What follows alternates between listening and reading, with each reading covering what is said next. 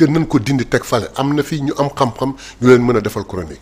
exactement yaa ngi tudd léegi sortie bi premier ministre defoon par rapport ak décision bu doon xaar ñeel rabat d'arrêt bu mu dugaloon ci dossier bi ko oppose ak ki nga xam ne nag moo di Mame Mbaye Niang après dégg nañu kàddu yu muy yëkkati jëmale ko ci justice bi maanaam am na ñoo xam ñi ngi def seen liggéey normalement waaye am na ñoo xam ni dañoo xaw a mel ni ñu doy waar bi mu yëkkatee yooyu la kàddu ñu si bëri di joxoñ baaraam ni lan moo tax union des magistrats daal di pataaral ci attaques yi nga xam ni le premier ministre def na ko jëmale ko rek ci magistrature bi est-ce que bi nga dégloo kàddu yi yooyu da nga ko jàppee li nga xam ne nag moo ay menace wala attaque boo xam ni le PM daf ko def jëmale ko rek ci magistrature bi. non du menace du attaque.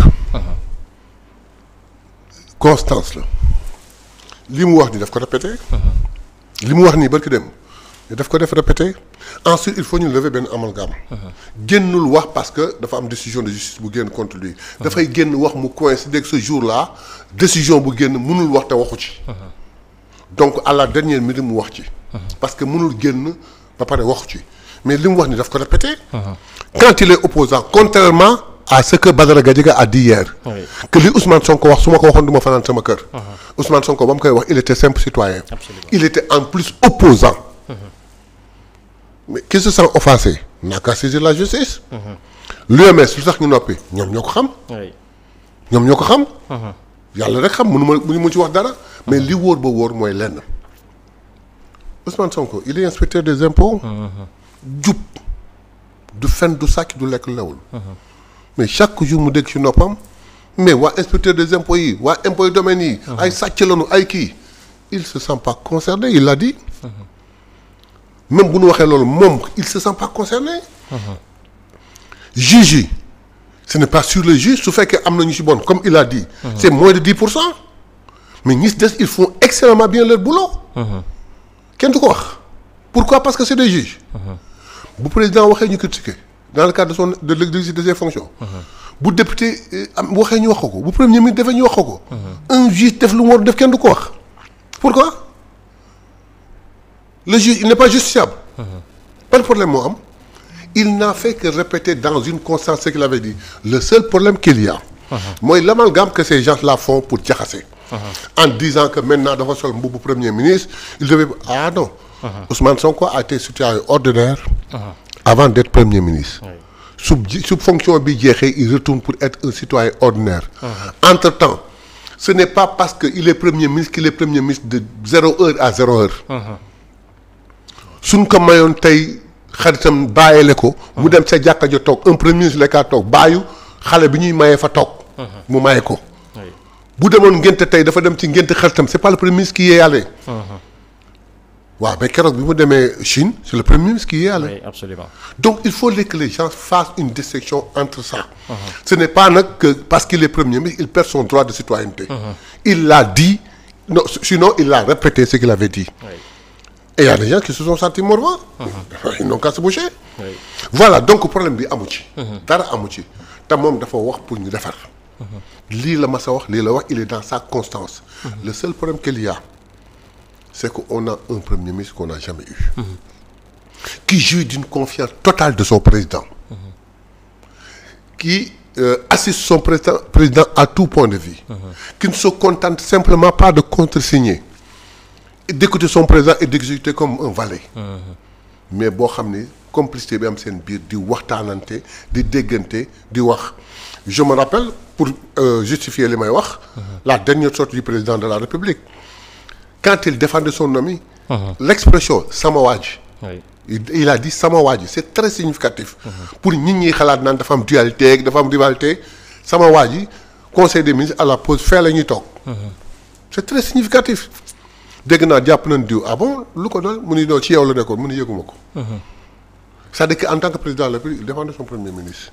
donc que les gens nañu toog jàpp seen njàmbur te xam ni ànd bi yàlla dogal na ko seytaane mën na lu ne waaye seytaane àggagu ca. te nag pour le bien du Sénégal alerté na nag. te ne il n'a pas commencé par les juges. il a commencé ci njabootam. lui il est chef de l'administration sénégalaise. il a critiqué l'administration une semaine avant. mais les gens n'ont rien dit. alors que pourquoi mu critiquer les juges ñuy coow. alors que pourquoi ñu critiquer waa impôt. waa douane la police et tout. mais le juge kenn du ko critiquer pourquoi. Ensuite daf ñu jàngal il y a un mois et demi on disait que képp ku jàpp ku def dara Ousmane Sonko moo joxe instruction pour ñu jàpp la. Un verdict sort contre lui si Ousmane Sonko avait la capacité de mettre la pression sur la justice de façon à avoir lu mu bëgg. kon dina am jugement boobu. verdict boobu. léegi nag bàyyi nañu loolu parce que xam nañ ni amul. léegi nag il revient à la charge en disant que li mu war dafa rëy. li mu war dafa rëy mooy li ñu yekk waa impôt li ñu yekk waa police li ñu yekk waa douane loolu la ñu yekk juge yi. c'est dit par un citoyen c'est tout. oui alors ci mbir moomu waa FDR. bi Khalifa Sall jiiti woon ñoom jàpp na ni le premier ministre for tekki ndombol tànkam par rapport ak kàddu mi ngi ca wet ga aussi Cheikh Omar Diagne moom it def sorti di ñu xamal ni carrément lii dafay mel ni que le pouvoir exécutif amuñu maîtriser wuñu li nga xam ne nag moo di justice bi ba pare aussi si ay kàddoom mu nuy xamal ni le premier ministre dafay comporté wu comme un opposant par rapport ak sortie bi nga xam ne defoon na ko. Cheikh Omar Diagne c'est un frustré qui parle. un frustré. Cheikh Omar Diagne. Nous l'avons embarqué avec nous dans le cadre bi ñu bëggee defar réew mi ñu gis ni jàpp ni ci moom lii.